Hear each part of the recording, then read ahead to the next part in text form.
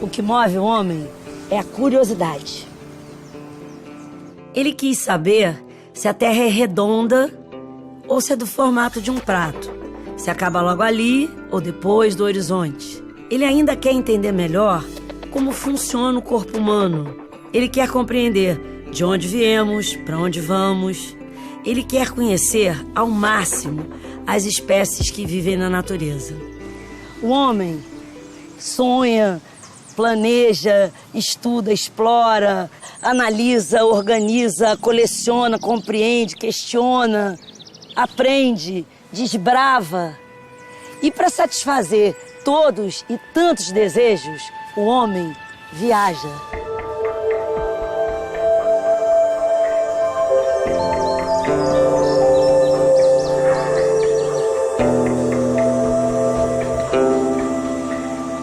A gente só conhece o mundo como ele é hoje em dia porque grandes homens tinham perguntas, sonhos, paixões e eles se arriscaram pra caramba por isso tudo.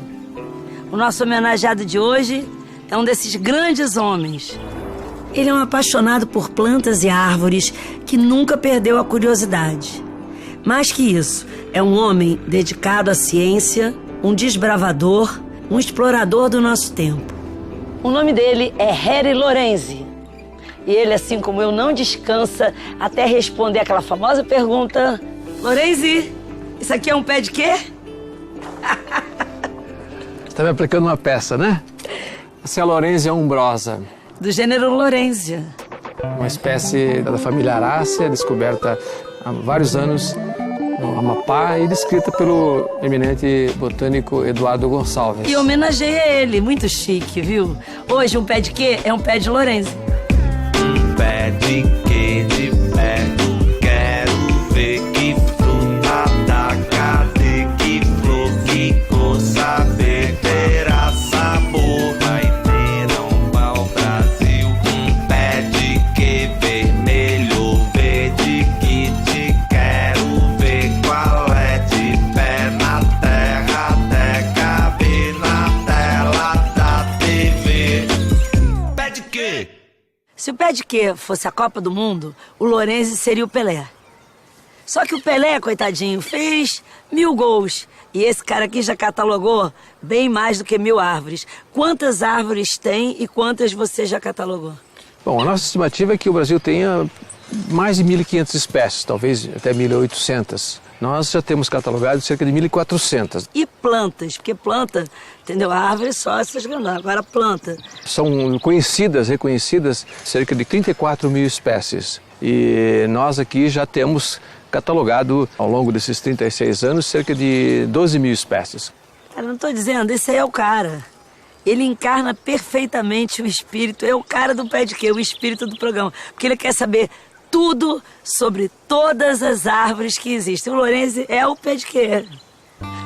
O sonho de catalogar toda a flora brasileira se transformou em livro. Ou melhor, vários livros. Lorenzi é um best-seller da botânica. Os seus 23 livros venderam mais de 1 milhão de exemplares. O maior sucesso é disparado a coleção Árvores Brasileiras, a primeira publicação enciclopédica brasileira desse tipo. Aliás, esse é o livro que anda mais sujinho no mundo, porque quase sempre quem pega nele tá com a mão suja de terra.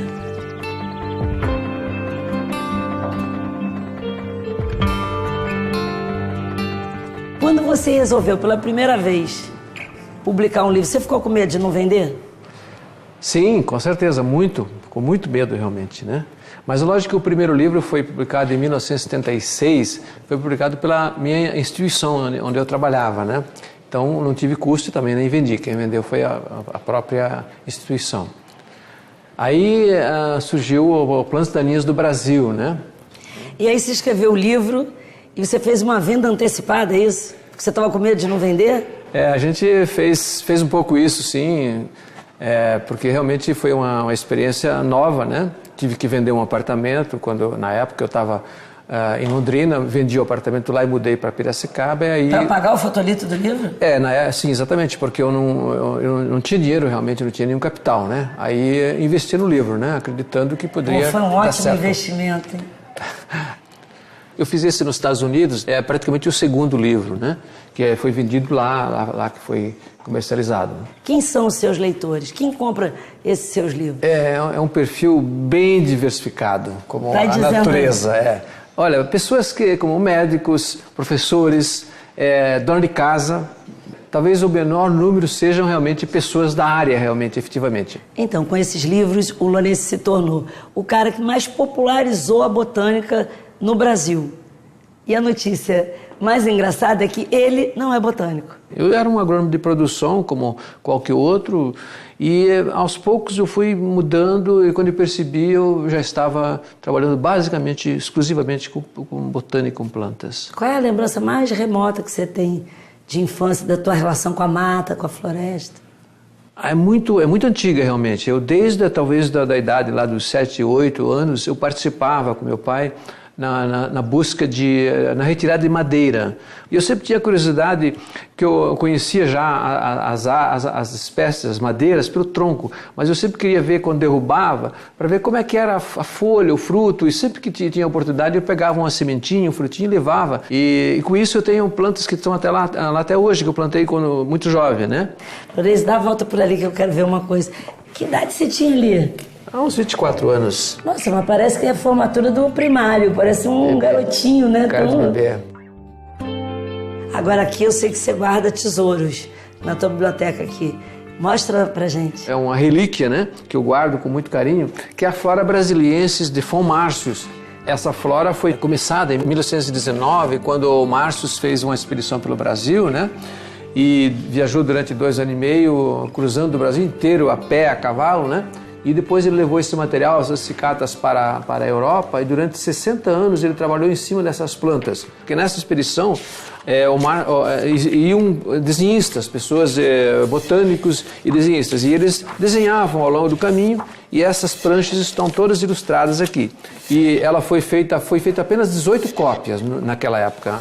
Durante as grandes navegações e descobrimentos, as coleções científicas foram consideradas gabinetes de curiosidades, lugares privilegiados que tentavam capturar a memória, compreender o mistério divino e guardar tudo que existe de raro no mundo. Os gabinetes de curiosidades são os antecessores diretos dos museus e jardins botânicos. O Lourenço foi juntando tanta planta, foi acumulando tantas espécies, ficou com uma coleção tão importante que ele teve que fazer um jardim botânico só para ele. Quer dizer, só para ele não, né? Para dividir com todo mundo toda essa beleza. Em 36 anos, e após percorrer mais de 1.200.000 quilômetros, Lourenço conseguiu reunir cerca de 3.700 espécies em sua coleção. Trouxe plantas raras, ornamentais e medicinais de todas as regiões do país, do Cerrado à Mata Atlântica, para formar uma coleção viva com a cara da flora brasileira, biodiversa.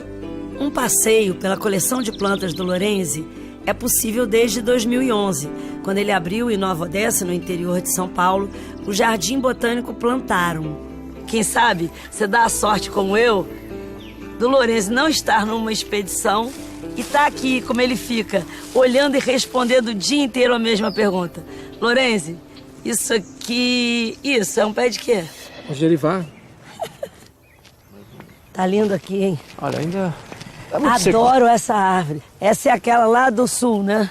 Exatamente, dos pampas, Só que lá com o vento, eu me lembro dela assim, ó, parecendo uma pessoa com cabelo. É, o efeito do vento muda a arquitetura.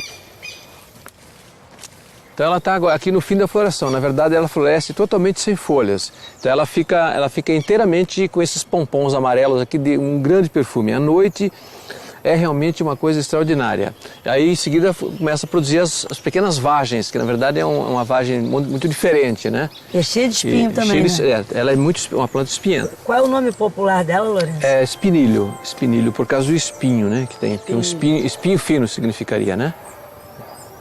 Pessoal que gosta de um pé de queijo já aprendeu que toda árvore conta uma história. Mas a história dessa daí é boa, Versa. Eu quero que você conte pra eles.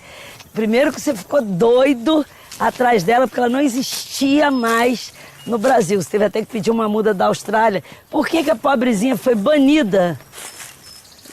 Bom, acredito que assim, olha, há uns anos atrás um historiador, um jornalista historiador português veio no Brasil e nos procurou, que disse que estava escrevendo uma história sobre a árvore do imperador. Aí eu fiquei assim, mas qual que é essa árvore, né? Aí ele falou, não, o Crisofilo imperiale e tal. Eu fiquei furioso, falei, pô, mas eu estudo árvores fazem 15 anos, 20 anos e eu nunca vi falar nessa árvore, né? Aí saía correndo atrás do prejuízo. E verifiquei que haviam realmente coletas no Jardim Botânico do Rio, mas só coletas antigas, antes de 1890, por ali, né? E aí procurei, acreditei na história dele, ele contou essa história, que realmente os republicanos procuraram apagar, destruir essa espécie. Eu verifiquei os seus projetos antigos do Glasiou, que era o paisagista do Império, e ele colocava em todos os projetos, inclusive lá na Quinta da Boa Vista. E não havia mais nenhum, né? Aí ele falou, mas existe um exemplar no Jardim Botânico de Sydney, que foi um presente de Dom Pedro II em 1865, parece 1970, né? Aí eu pedi algumas sementes para eles, que gerou duas mudas, né? Uma delas, inclusive, está ali, né? Que é talvez o exemplar mais antigo. Ela é grande, ela vai atingir quantos metros? Ela atinge mais ou menos uns 25 metros. Geralmente ocorre em áreas assim de várzeas, né? Fica lindona, grande? É fantástica.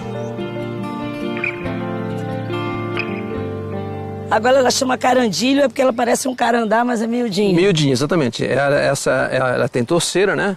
Aí consegui trazer uma plantinha e nós temos então ela aqui. Essa foi uma que eu já falei com você por telefone. Se você dá as inscrições mais ou menos, eu acho que eu consigo chegar lá. Principalmente a presença dessas estípulas espinhentas aqui, que é um espinho terrível. Olha que coincidência, Regina. Aqui do nosso lado, nós temos duas plantas similares, eu diria, né? Nós temos a carnaúba do Nordeste e temos o carandá, que está lá atrás, as três plantinhas. Eu fiz isso propositalmente para ver a semelhança. Hoje eles consideram como duas espécies distintas, mas são muito semelhantes porque acredita-se que a caatinga era uma coisa mais ou menos unida desde o Chaco, do Paraguai boliviano, até o Nordeste. E as plantas, quase todas as plantas que tem no Chaco tem na caatinga. Carnaúba, do Ceará, do Nordeste, olha que linda. É muito difícil falar a diferença morfológica entre as duas espécies.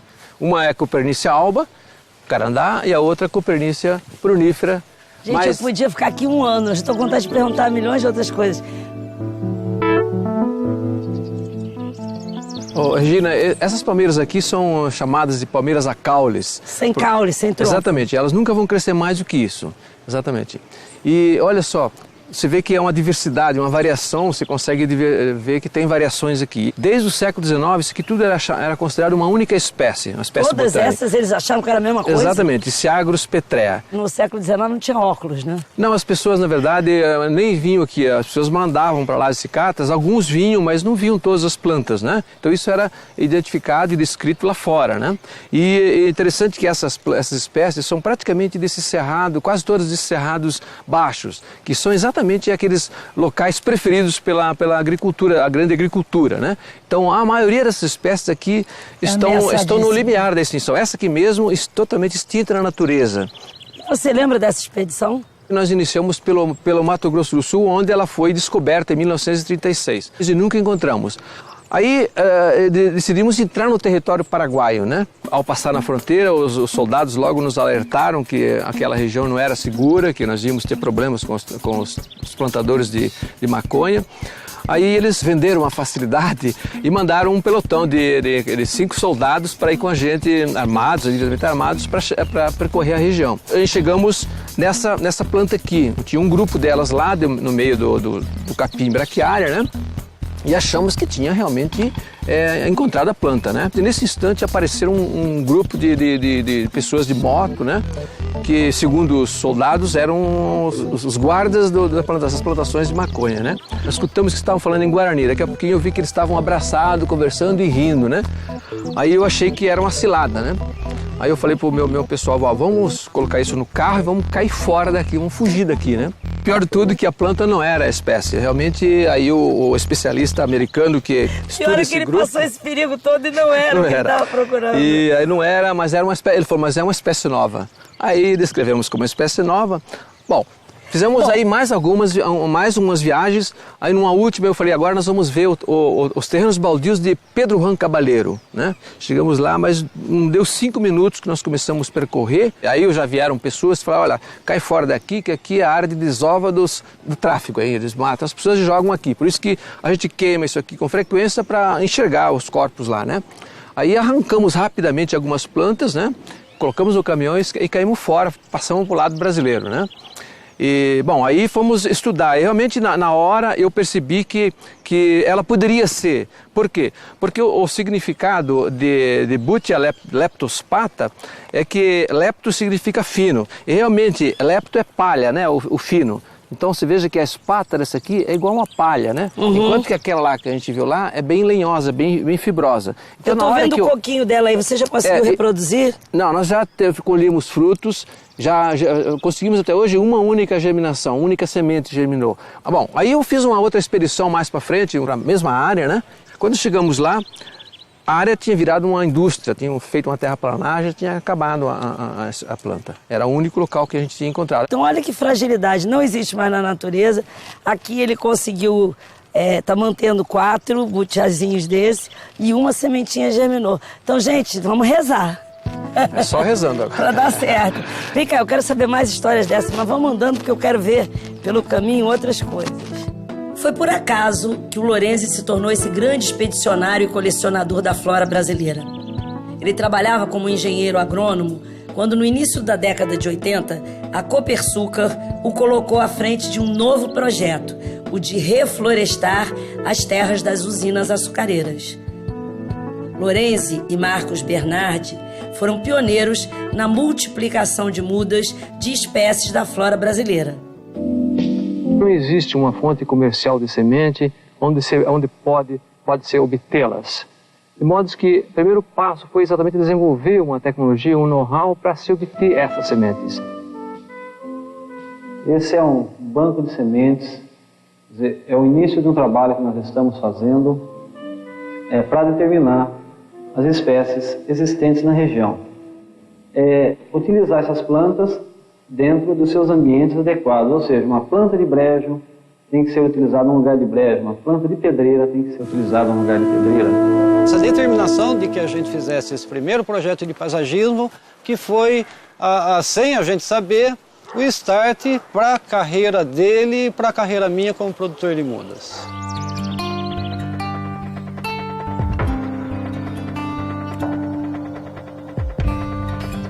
Desde que começou a se dedicar ao reflorestamento, o Lorenzi passou a plantar.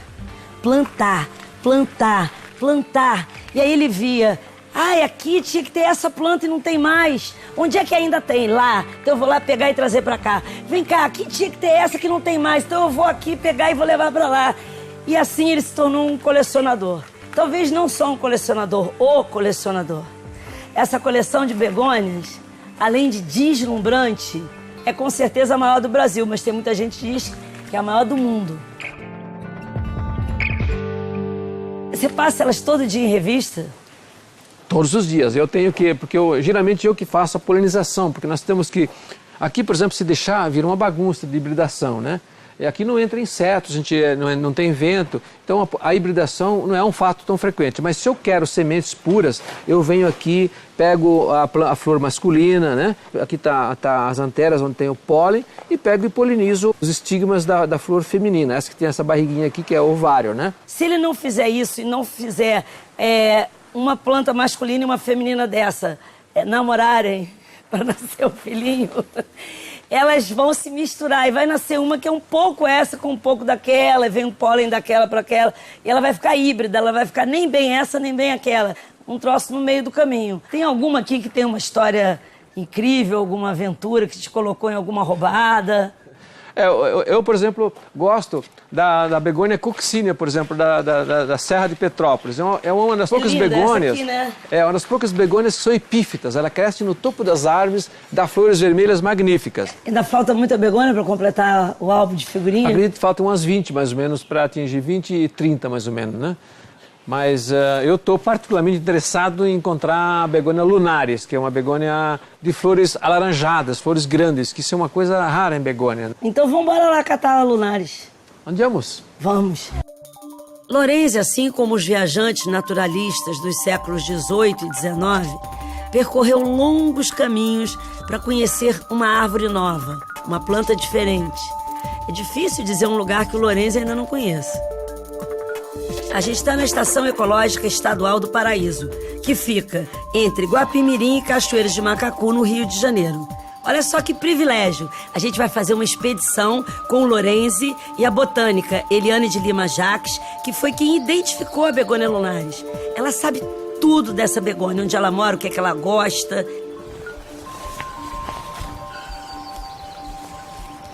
Incrível esse Tem uma aqui, ó, Regina. É uma begônia que eu vi acho que pela primeira vez na natureza. Eu tenho ela cultivada, né? E na hora que você vê, você fica muito animada? Realmente, porque eu já conhecia, porque eu tenho ela lá, né? Então, realmente é emocionante você sempre conhecer, ver as plantas na natureza. Como chama essa begônia? Begônia fagifolia. Agora, Lourenço, para fazer uma expedição tipo essa, tem que pedir autorização. Não pode chegar alguma pessoa. A gente tem uma autorização.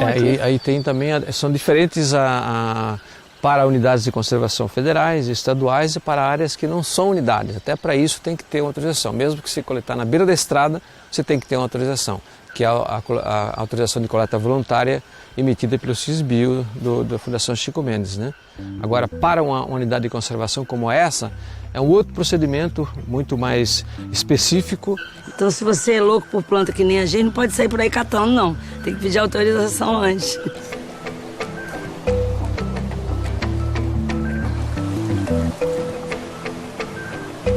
Achei, begônia lunaris. Aqui. Nossa, grandona, diferente. O que é isso? Fruto? É fruto. A beleza da espécie está na flor, que é um colorido que não é comum para as espécies brasileiras. Isso me chamou a atenção quando eu vi a foto dela pela primeira vez. Depois visitei a localidade típica. Aqui é a localidade típica dela. Foi a partir desse material que eu coletei para dar a ele o nome dessa espécie nova. E é interessante, aqui tem uma outra espécie do lado. Você veja a quantidade de espécies que nós já vimos de begônia. Aqui do lado dela tem uma outra espécie aí, ó. Essa é a begônia Ruckeriana. Ruckeriana e essa begônia lunaris. Isso. A primeira coisa que você faz é fotografar. Sim, sempre porque depois eu vou meio que destruir a planta, né? Eu vou pôr do lado de cá, porque aqui tem mais luz aí. Gente, do jeitinho que você vê no livro do Lourenço, com aquele fundo. Olha como ele faz, no meio do mato. A gente procura dar uma enganada assim, para esconder um pouquinho as folhas estragadas, assim, ó. Enquanto o Lourenço fotografa, a Eliane vai anotar os dados da planta. Vai dizendo aí, primeira coisa que você vai anotar. A primeira coisa que a gente tem que observar o ambiente onde ela ocorre, né? Primeira coisa, o ambiente onde ela ocorre, um ambiente lindo. Além disso, descrever esse ambiente, né? Que ela está sobre uma pedra, é uma planta rupícola. Uma planta rupícola que está em cima de uma pedra na beira do rio. Na beira do rio, exatamente. A altura da planta é estimada. Essa planta vai ganhar um número de identificação. É um número de coleta, na verdade. Né? Que esse número de coleta, cada coletor tem o seu, de que vai de 0 a infinito. Essa planta vai receber o número 1858. Coordenadas? Pode falar. Sul, 22 graus, 28 minutos, 51,7 segundos. A gente sempre fotografa sobre uma escala, os frutos, uma escala centimetrada, porque a ideia do tamanho do fruto é importante até para se reconhecer. Nesse caso aqui nós já sabemos a espécie, mas se não soubéssemos é mais um subsídio para se identificar a espécie, né? Número 1, mais uma. Então, como nós estamos regressando rapidamente amanhã já para o herbário, essas plantas não vão ser acondicionadas em álcool, elas vão ser dentro do jornal mesmo, do jeito que está aqui, né? Então nós vamos coletar duas, três mudinhas aqui para cultivar, mas nós estamos evidentemente levando algumas sementes que que estão dentro da prensa de coleta, né? Agora eu vou etiquetar, é lógico.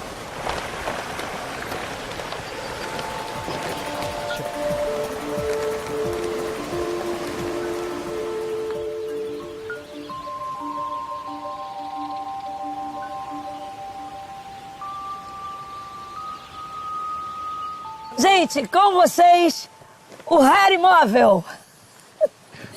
É com esse carro que você faz todas as expedições? Olha, a grande parte, apesar de ele já ter ido até a Amazônia, normalmente as viagens mais longas como a Amazônia a gente vai de aviação comercial, mas ele já fez viagens de até 10 mil quilômetros numa tirada só, assim. E aí, você chega com as plantas que você coletou e faz o quê aqui? A gente tem espaços, como você viu, por todos os lados, né? Materiais mais volumosos, por exemplo, nós colocamos nas partes superiores aqui, né? E esse cato? As cicatas não, essa aqui a gente coloca normalmente num lugar onde se tem que toda hora Olha que amor, é tudo organizadinho. tá pegando. Então você deixa aqui lateralmente, porque é uma coisa que você precisa usar todo instante, né? Você para, encontrou a planta, tira, prensa, fica tudo ali, né? É aqui que você faz o preparo? Eu geralmente, mesinha, né? como eu falei, muitas vezes em viagens longas, não há possibilidade de você esperar até chegar em casa para plantar as mudas, né? Então, que a gente não pode correr o risco de perder uma planta, né? A gente sempre leva o mínimo possível de plantas, né? Então aqui, por exemplo, nessa viagem, nós coletamos 2 begônias, né? Você já vai invasar aqui? Normalmente as plantas maiores, né? Por exemplo, essa aqui, a Begônia lunaris, se tiver algum problema aí de muita desidratação, você não tem risco de perder, né? Então normalmente eu tenho um substrato inerte aqui, feito com a base de... Gente, é muito bom, é tudo equipado, vem a terra. base de casca de pinos, né? E isso nos garantiu a sobrevivência de muitas espécies em viagens muito longas, né?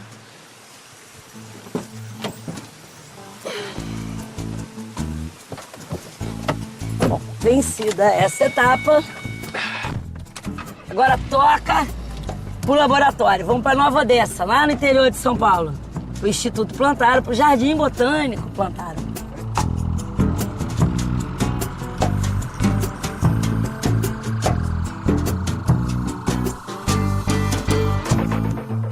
A Ceasa Campinas tem o maior mercado de plantas ornamentais e flores da América Latina. Só aqui, mais de 20 mil espécies. Isso é o paraíso para quem faz arranjos, jardins, paisagistas e até mesmo para pesquisadores como Lorenzi.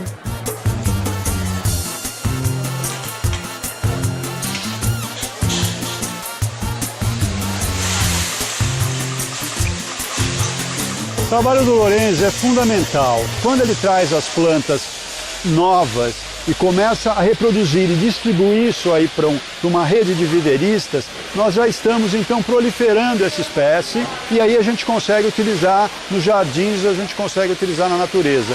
Lorenzi, chega aqui. Eu descobri um cara que também é dependente do Lorenzi, tipo a gente, assim. O que vocês já conseguiram produzir que você nunca encontrava no mercado? Não, por exemplo, passifloras, por exemplo, que eu precisava para um projeto especial, que aliás era no Rio de Janeiro. E a gente queria fazer uma coisa bem brasileira, assim, com os pergolados, onde as pessoas sentassem embaixo. E aí nós recorremos ao nosso amigo Lorenzi, ele nos arrumou espécies maravilhosas. Então a gente está sempre vendo coisas... Quantas diferentes? Maracujás. Vocês usaram? Existe no Brasil umas 140 espécies, mais ou menos, né? A gente tem lá em cultivo quase 100, né? Um pouquinho mais de 100, algumas são difíceis, a gente tem dificuldade. Mas na época a gente fez um bocado, aí eu não sei, umas 30 ou 40 talvez, né? A gente está no caminho, na estrada, indo de Campinas para Nova Odessa. O caminho todo o Lorenzi saiu plantando. O que não cabe na casa dele, no jardim botânico dele, ele vai se espalhando. Aqui esse canteiro, essa léia toda, ele fez, não repete uma árvore. Ainda botou plaquinha. Estamos colocando, na verdade, né? E agora estou fazendo nas laterais, só que as laterais pega fogo lá e sempre destrói, está sempre replantando, né? Mas a do meio eu fiz um convênio com a prefeitura para adotei essa. Mas isso aqui tá lindo, tá maravilhoso. Isso aqui são placas velhas que eu descartar, porque eu substituí as minhas, aí pintei, retoquei, tirei o ferrugem e estou reaproveitando aqui, né? Maravilhoso. Só que são 140 espécies, então eu não terminei ainda. Lá na frente, que a semana que vem termina, que é o Dia da Árvore. Estou fazendo uma cerimônia aqui no Dia da Árvore, para trazer as crianças das escolas aqui, né, para explicar um pouquinho, mostrar. A ideia é que isso seja educativo. Olha a variedade, olha a diversidade, não repete um. Cada uma é uma espécie. Eu usei nome popular para as pessoas, né, se familiarizarem, né? Talvez seja a primeira avenida Jardim Botânico do mundo. Você inventou um negócio. Agora eu estou fazendo um outro convênio para adotar essa praça, construir essa praça. Isso é um pedido da minha falecida esposa para fazer essa praça. E aí, mas eles têm que me entregar limpa. Então agora que eu vou terminar de limpar, né? E aqui é o Jardim Botânico Plantário, no Brasil 2000. Aqui dentro, o cego lá fora aqui está um pouquinho mais verde.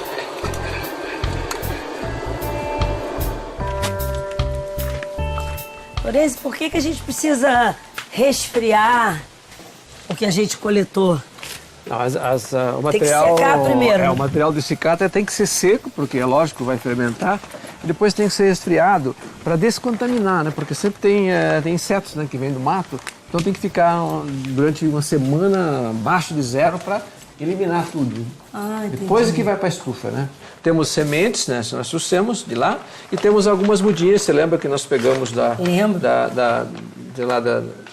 mato, né?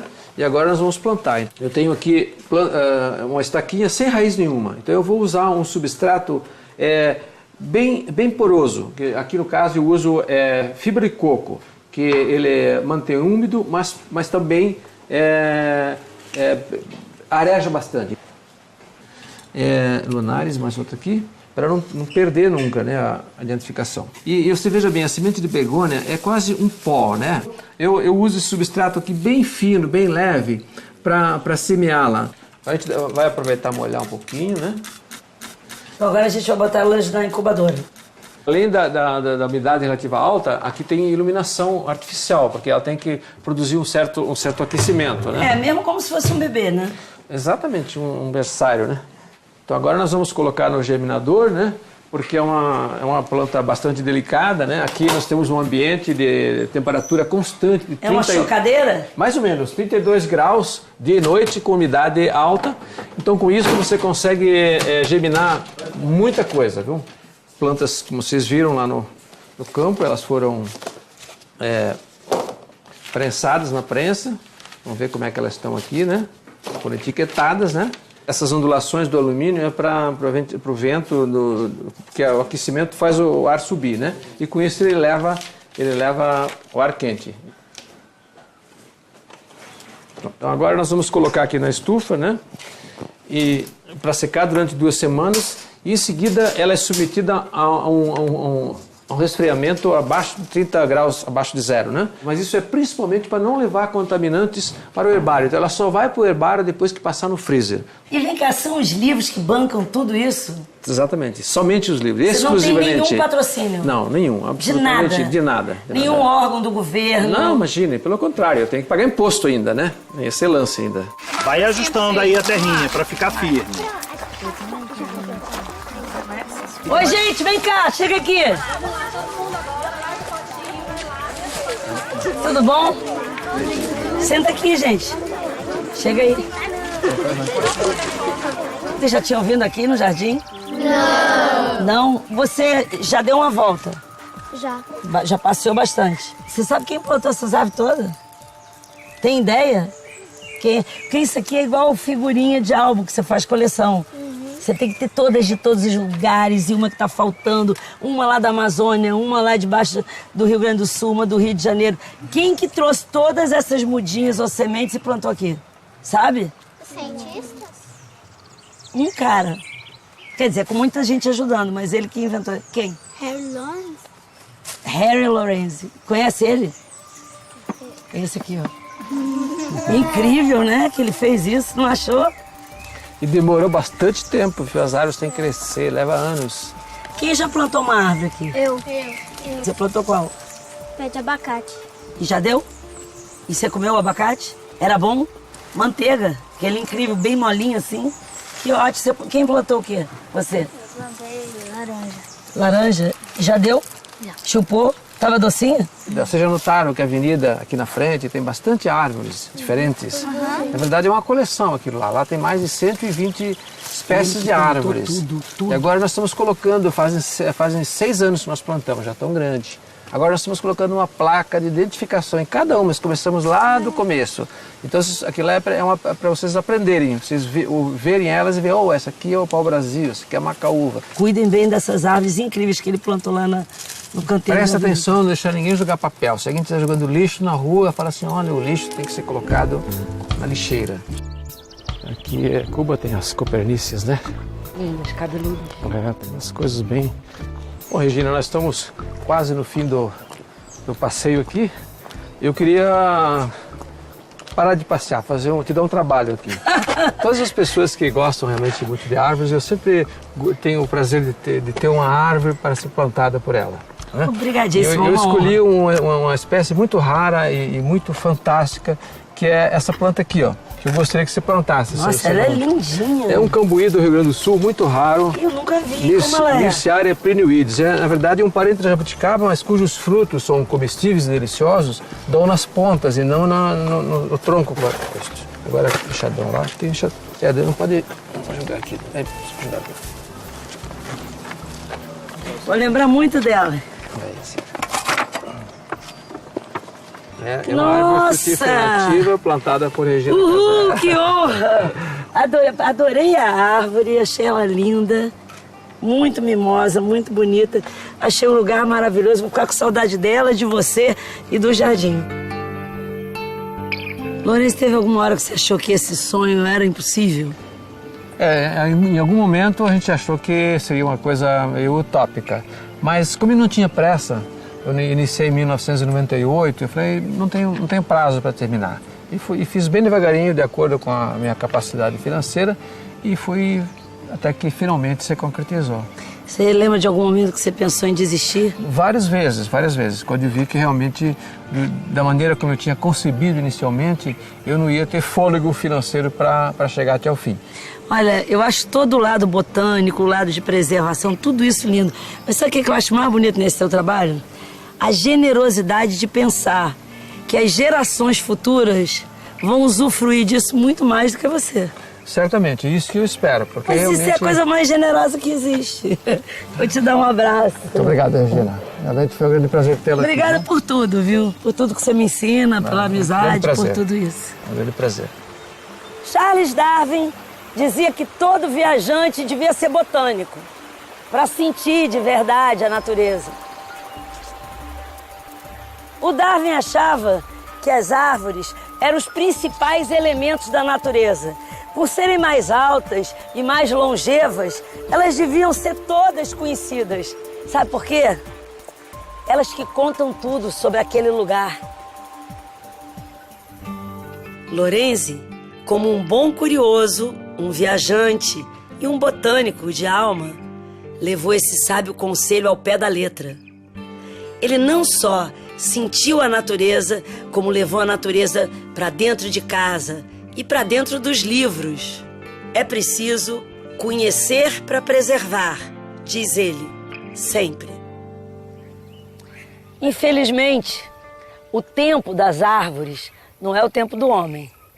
Ele não vai ver florescer algumas árvores do seu jardim. Ele não vai conseguir colecionar todas as espécies que ele gostaria. Ele não vai ter todas as respostas que ele tanto busca. Mas se uma criança aprender a diferenciar uma saponácea de uma arecácea, se um adulto admirar uma planta muito rara, se uma pessoa conseguir reconhecer uma espécie, pronto, todo esse esforço monumental fará todo sentido. Se algum dia você der a sorte de encontrar com o Lorenzi por aí e tiver alguma árvore por perto, aproveita para fazer a pergunta. Lorenzi, isso aqui é um pé de quê? Isso é um camboatã branco, popularmente falando. Cientificamente é uma Mataiba lignoides. E aquela ali? Esse aqui é o jacarandá, esse aqui em cima, o jacarandá cuspidifolia, provavelmente. Lá nós temos o palmito jussara, né, o Terpe edulis. Temos lá em cima o gerivá, o Ciagros homozofianum. Aqui do lado de cá temos o angico branco, Anadenanthera colubrina. Aqui no fundo tem essa grandona aqui, o Ficus organensis. Aí, aqui também tem algumas plantas introduzidas, né, que provavelmente aqui é uma área que foi introduzida, né? A embaúva, por exemplo, lá, Cecropia pakistacis. Já fiz embaúba, Cecropia pakistacis. Enfim, aqui tem, tem o pau-jacaré, que é assim que você está vendo o tronco, bem Tô vendo, todo quebradinho. Né? Como é que é o nome dele? O Estevão sabe o nome do pau-jacaré, como é? Piptodenia gonoacantha. Piptodenia gonoacantha. Ah, muito bem.